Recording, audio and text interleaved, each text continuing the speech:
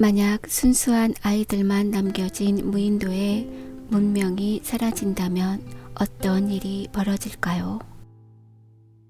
오늘 소개해드릴 작품은 인간 본성의 가장 어두운 밑바닥을 그려낸 윌리엄 골딩의 고정면작 파리 대왕입니다.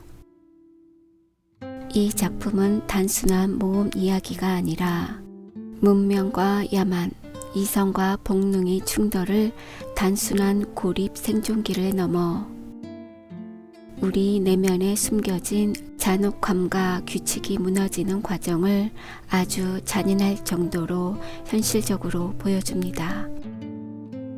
지금부터 아이들만 남겨진 섬에서 어떤 일이 벌어졌는지 그 충격적인 이야기를 자세히 살펴보겠습니다.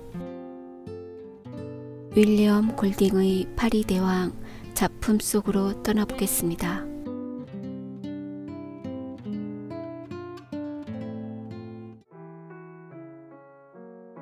핵 정쟁의 위협을 피해 비행기를 타고 대피하던 영국의 소년들이 불시착하여 이름 모를 무인도에 갇히게 됩니다. 어른은 단 한 명도 살아남지 못한 상황. 소년들은 스스로 살아남기 위한 방법을 찾아야 했습니다. 주인공 랄프는 데지라는 별명의 소년과 함께 소라를 발견하고 이를 풀어 흩어진 소년들을 불러 모읍니다. 그들은 랄프를 대장으로 선출하고 소라를 쥔 사람에게만 발언권을 주는 등 나름의 규칙을 세우며 문명화된 사회를 유지하려 노력합니다. 이들의 목표는 크게 두 갈래로 나뉩니다. 랄프는 구조를 위해 산꼭대기에 봉화를 계속 피워야 한다고 주장하고 집을 짓고 규칙을 지키려 합니다. 하지만 성가대 리더였던 잭은 사냥과 먹을거리에 더 집착합니다. 그러던 중 잭의 사냥 부대가 멧돼지 사냥에 정신이 팔려 봉화를 꺼트리는 사건이 발생하고 그 사이 배가 지나가는 것을 본 랄프는 분노합니다. 이때부터 문명과 규칙을 상징하는 랄프와 야망과 본능을 상징하는 잭 사이의 갈등은 돌이킬 수 없을 정도로 깊어집니다.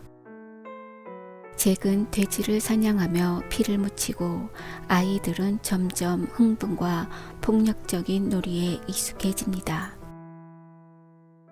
어린 소년들 사이에서는 섬의 정체를 알 수 없는 무서운 짐승이 살고 있다는 소문이 퍼지며 공포가 확산됩니다. 사실 그 짐승의 실체는 추락한 전투기 조종사의 시체였으나 공포에 질린 소년들은 이를 괴물로 오해합니다. 잭은 이 공포를 이용해 규칙을 거부하고 자신을 따르는 무리를 독립시키고 사냥한 멧돼지의 머리를 잘라 짐승에게 바치는 제물로 숲속에 걸어둡니다. 이 피비린내 나는 멧돼지 머리 주변으로 파리들이 들끓기 시작하는데 이것이 바로 작품의 제목인 파리 대왕입니다. 조용한 소년 사이먼은 숲속에서 멧돼지 머리와 마주하며 진짜 짐승은 외부에 있는 것이 아니라 인간 내면의 악이라는 사실을 깨닫습니다. 사이먼은 이 진실을 알리러 달려오지만 광기 어린 축제에 빠져있던 소년들은 그를 짐승으로 오해해 살해하고 맙니다. 이어지는 폭력 속에 피기는 안경을 빼앗기고 소라 껍데기는 깨지고 규칙과 이성은 완전히 무너지면서 지성적이었던 소년 돼지마저 바위에 맞아 목숨을 잃고 유일하게 남은 랄프는 잭 일당에게 사냥하듯 쫓기며 죽음의 위기에 처합니다. 섬 전체가 불타오를 정도로 혼란에 빠진 순간 해변으로 도망친 랄프 앞에 마침내 영국 해군 장교가 나타나면서 이야기는 끝이 납니다.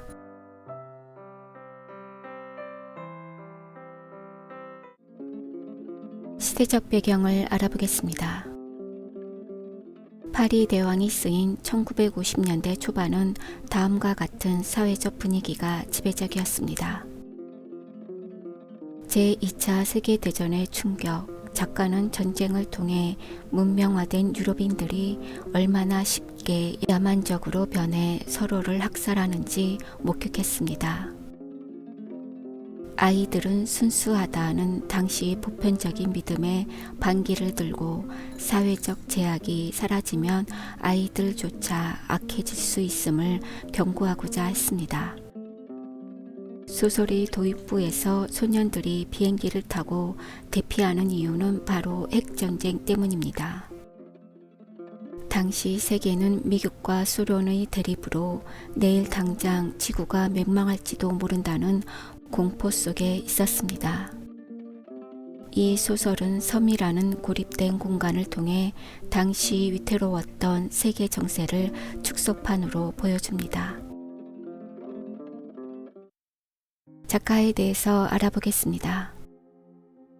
윌리엄 골딩은 인간의 약함을 목격한 작가로 1911년 영국에서 태어난 그는 원래 과학을 공부하다가 문학으로 전향한 독특한 이력이 있습니다. 제2차 세계대전이 터지자 해군에 입대해 노르망디 상륙 작전 등 참혹한 전쟁의 최전선을 직접 겪었습니다. 교사 출신의 통찰력, 전쟁 후에는 학교에서 아이들을 가르치는 교사로 일했습니다. 그는 전쟁터에서 어른들의 잔인함을, 학교에서 아이들의 거친 본성을 동시에 관찰하며 인간은 본래 선한가 악한가? 라는 문제를 던집니다. 1954년 발표한 첫 소설 파리 대왕이 세계적인 성공을 거두었고 인간 조건에 대한 깊은 탐구력을 인정받아 1983년 노벨 문학상을 수상했습니다. 대표적 작품으로는 파리 대왕, 상속자들, 자유낙하, 첨탑, 피라미드, 통과 제의 등이 있습니다.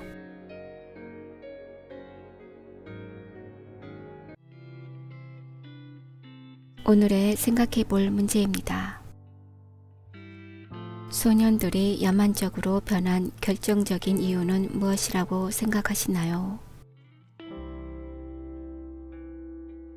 작품 속 파리 대왕이 사이먼에게 한 말의 의미는 무엇일까요? 만약 여러분이 랄프였다면 끝까지 규칙을 고수했을까요? 아니면 잭의 무리에 합류했을까요?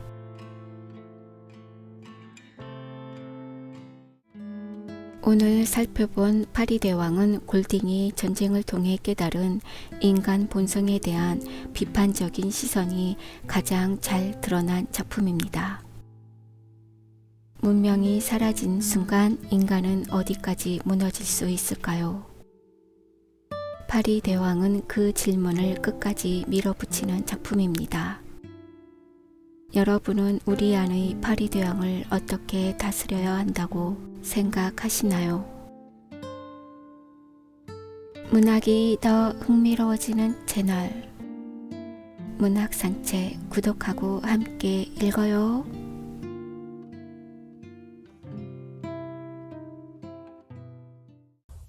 구독, 좋아요 부탁드려요.